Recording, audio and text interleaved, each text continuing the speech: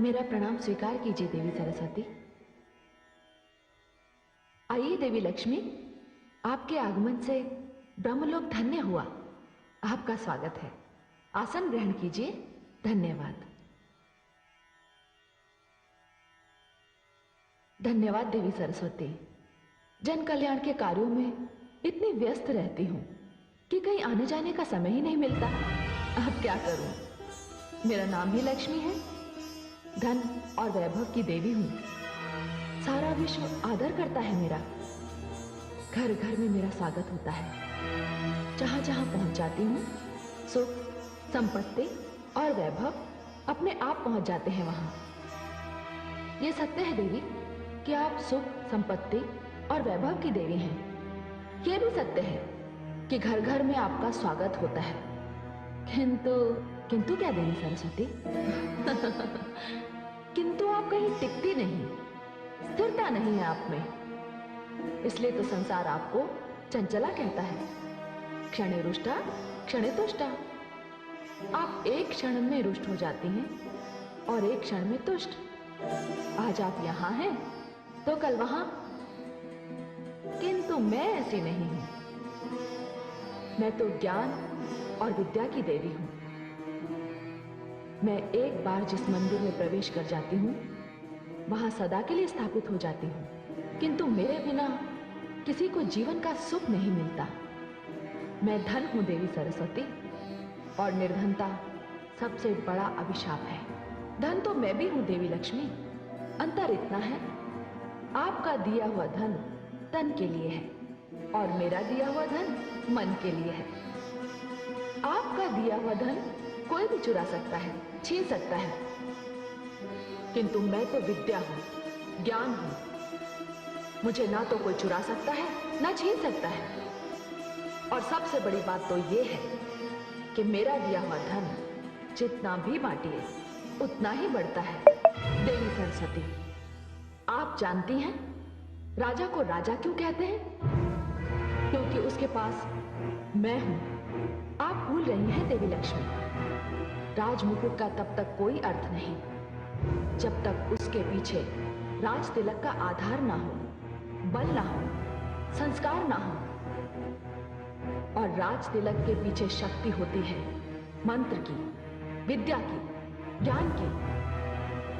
और सत्य तो यह है देवी लक्ष्मी कि जिसके पास मेरी दी हुई बुद्धि की शक्ति ना हो, उसके पास आपका दिया हुआ धन भी नहीं रह सकता। देवी सरस्वती, आपके पास थोथे शब्दों की कमी नहीं। आप तो बस वाणी ही वाणी हैं। देवी लक्ष्मी,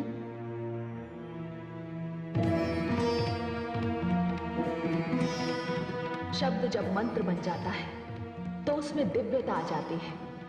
वाणी का जब विद्या से मेल होता है तब वो कंठ की शोभा बन जाती है और संसार उसे सुनने के लिए व्याकुल हो उठता है। वाणी अमृत है, वो सुगंध है जो होठों पर आकर वातावरण को धन्य कर देती है। देवी सरस्वती, सत्य तो ये है कि मेरे आने से उदास वातावरण आनंदमय हो जाता है।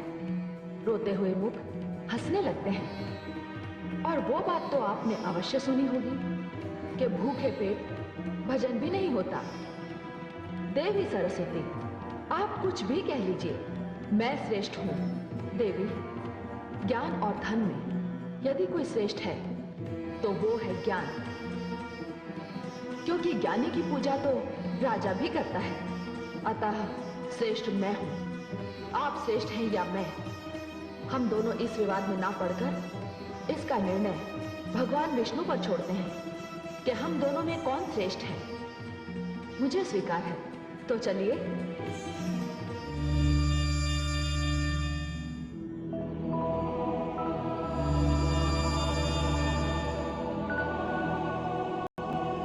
प्रणाम देवी सरस्वती। प्रणाम। अरे देवी गंगा तो पहले से ही यहां उपस्थित है।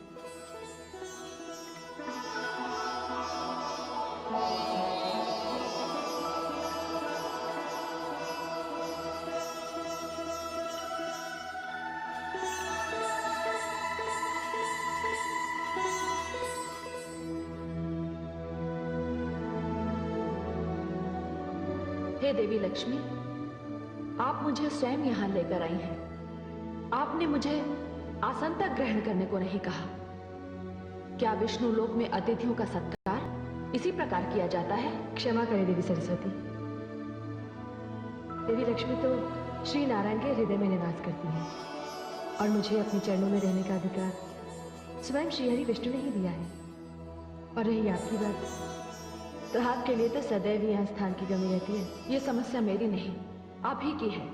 मैं अतिथि हूँ और नियमानुसार आपको अपना स्थान छोड़कर मुझे स्थान देना चाहिए। देवी सरस्वती, मैं तो अपना स्थान छोड़ने की सोच भी नहीं सकती। और मैं अपना स्थान छोड़कर कहाँ जाऊंगी? तो आप मुझे यहाँ लाई क्यों? अब तो ये बात मुझे स्वयं श्री हरि से पूछनी पड़ेगी कि यहाँ मेरा स्थान कहाँ है। किंतु इस समय ये संभव नहीं है देवी सरस्वती। वे योग निद्रा में हैं। मैं उन्हें जगाऊंगी और मैं आपको इसकी अनुमति नहीं दूंगी। आप घोर अपमान कर रही हैं मेरे देवी लक्ष्मी। देवी लक्ष्मी सत्य ही तो कह रही है। देवी गंगा, मैं जानती हूँ कि आप इनकी हाँ में हाँ क्यों मिला रही हैं। मैं ये भी भली भांति जानती हूँ कि वो कौन है जो मेरे विरुद्ध आपके कान भरता रहता है। भला मेरे कान कौन भरेगा? देवी गंगे हो ना हो, देवी सरस्वती का संकेत मेरी ओर है। इन्हें संदेह है कि इन्हें चढ़ाने के लिए मैं आपको उकसाती हूँ। संदेह नहीं देवी लक्ष्मी, मुझे पूर्ण विश्वास है। ये सरासर अन्याय है देवी सरस्वती। ये बात मैं भली भांति जानती हूँ कि आप भगवान श्री हरि विष्णु के चरणों में स्थान पाने के लिए सदैव ही व्याकुल रहती है। किंतु नीलकमल ने ये स्थान स्वयं मुझे दिया है और आप देवी लक्ष्मी से व्यर्थ ही रुष्ट हो रही है। गंगा सत्य कह रही है देवी सरस्वती। हाँ, गंगा तो सत्य ही कहेगी ना। मैं आप दोनों के षड्यंत्र को, इस अभिनय को भली भांति जानती हूँ। देखिए देवी सरस्वती, यदि आपके मन में देवी लक्ष्मी के लिए कोई दुराग्रह है तो कृपया मुझे क्षमा करें, मुझे व्यवहार में ना लाएं। गंगे, आपको व्यवहार में लाने की क्या आवश्यकता है मुझे? मैं स्वयं इतनी सक्षम हूं कि अपने ज्ञान से, अपनी बुद्धि से, अपनी योग्यता से एक दिन श्री हरि के चरणों में ही नहीं, हृदय में स्थान प्राप्त कर लूंगी। नहीं देवी सरस्वती, नहीं, वो दिन कभी नहीं आएगा।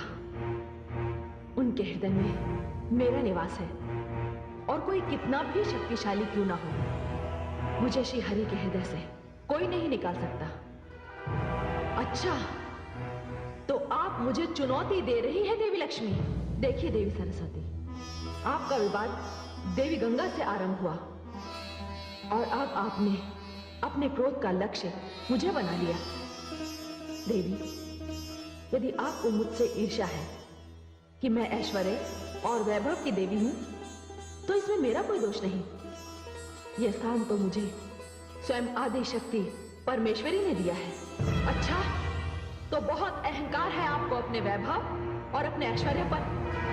तो जाइए देवी लक्ष्मी, मैं आपको इस स्थान से अर्थात विष्णु लोक से दूर करती हूँ। देवी सरस्वती, जाइए, मैं आपको शाप देती हूँ। नहीं देवी सरस्वती, आप विष्णु लोक छोड़कर धरती पर चली जाएंगी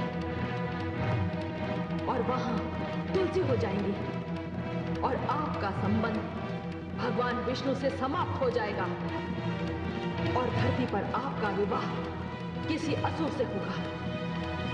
देवी सरस्वती, ये आपने क्या अनर्थ कर दिया? आपका विवाह तो मुझसे था और आपने देवी लक्ष्मी को श्राप दे दिया। ये अनर्थ मैं सहन नहीं करूंगी। जाइए, मैं भी आपको श्राप देती हूं कि आप धरती पर नदी बनकर प्रकट होंगी। जाइए, नीचे उतर जाइए। देवी गंगे, आपने देवी लक्ष्मी के लिए मुझे शाप दिया, तो मैं भी आपको शाप देती हूँ कि अब आप श्री हरि के चरणों से निकलकर धरती पर नदी बनकर उतरेंगी और अधिक से अधिक पापियों के संपर्क में आएंगी। आप पापियों से घिरी रहेंगी।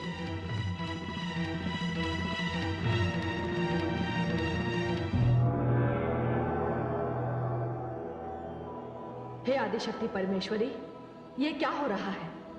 आपकी रची हुई ये दो शक्तियां, देवी लक्ष्मी तथा देवी सरस्वती, आपस में लड़ रही हैं।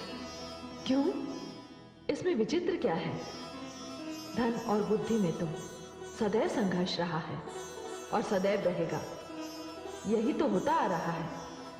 ऐश्वर्य कहता है उसके बिना सब व्यर्थ है। ज्ञान कहता है उसके बिना सब व्यर्थ है। श्रेष्ठता का ये युद्ध ना कभी रुका है और ना कभी रुकेगा। किंतु हे आदिशक्ति परमेश्वरी, इसका परिणाम क्या होगा? ये तीनों देवियां जाएंगी कहां? हे महाकाली, इसके लिए तो पृष्ठभूमि बहुत पहले से बन चुकी है।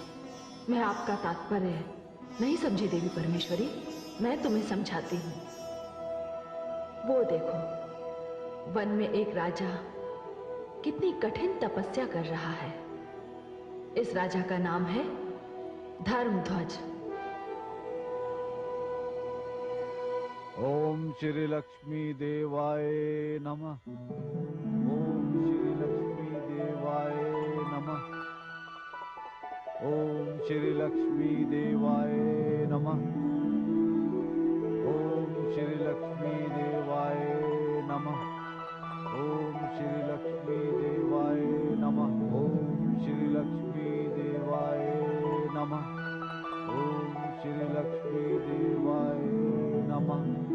ओम श्री लक्ष्मी देवाय नमः। ओम श्री लक्ष्मी देवाय नमः। ओम श्री लक्ष्मी देवाय नमः। ओम श्री लक्ष्मी देवाय नमः। हे देवी परमेश्वरी, ये तो देवी लक्ष्मी की तपस्या कर रहा है। ये धर्मध्वज क्या चाहता है? हे देवी, इसकी कोई संतान नहीं है और वो देवी लक्ष्मी को संतान रूप में प्राप्त करना चाहता है। सच पूछो तो मेरी भी यही इच्छा थी कि ये देवियां स्वर्गलोक से पृथ्वी पर जाएं और पृथ्वी निवासियों के काम आए। हे देवी परमेश्वरी, ये कैसे होगा? देवी लक्ष्मी पृथ्वी पर तुलसी बनकर जन्म लेगी। देवी सरस्वती एक कल्याणकारी जलधारा के रूप में प्रकट होंगी और देवी गंगा को भागीरथ नाम का एक महान तपस्वी राजा धरती पर उतार कर ले जाएगा। हे देवी परमेश्वरी, यह सब आपकी इच्छा से हो रहा है। आपकी लीला अपरंपार है। मैं भी देखती हूं पृथ्वी पर उतर कर ये देवियां क्या करती हैं। किंतु इस समय तो देवी लक्ष्मी अपने शाप को लेकर बड़ी चिंतित हैं।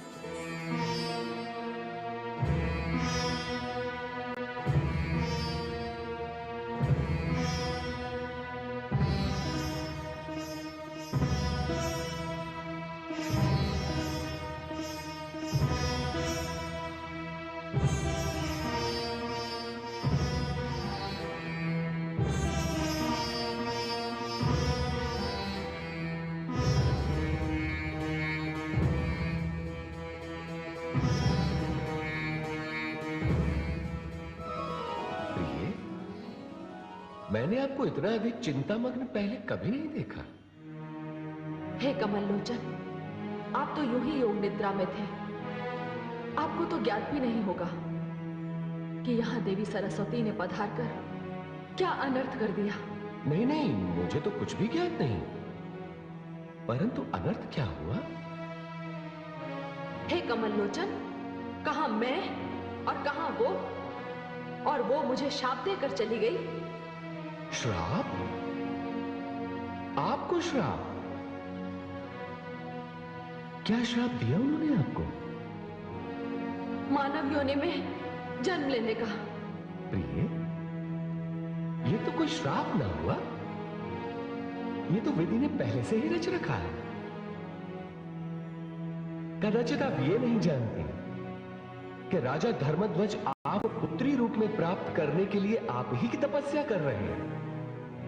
यदि आप उनका कष्ट देखेंगे तो आपका हृदय पिघल जाएगा और आपको उन्हें वर देना ही पड़ेगा। तनिक देखिए तो कि राजा धर्मध्वज की क्या स्थिति है। धन में तपस्या करते करते उनके शरीर पर धूल मिट्टी ने अपना डेरा जमा रखा है। वे कभी भी किसी भी भयानक वन्य प्राणी का आहार बन सकते हैं। आप तो करुणामयी है ना? जाने आपका ध्यान राजा धर्मध्वज की ओर क्यों नहीं गया?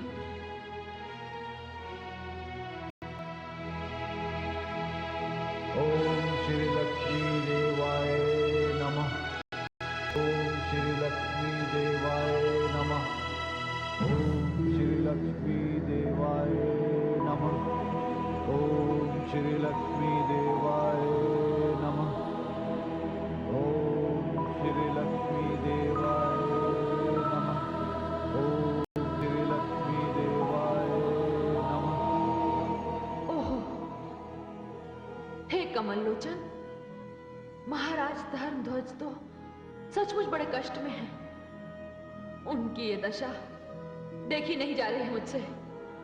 मैं तो इसी समय जाकर उन्हें वरदान दे दूं, किंतु मैं आपके इस किंतु को भली भांति समझता हूं देवी।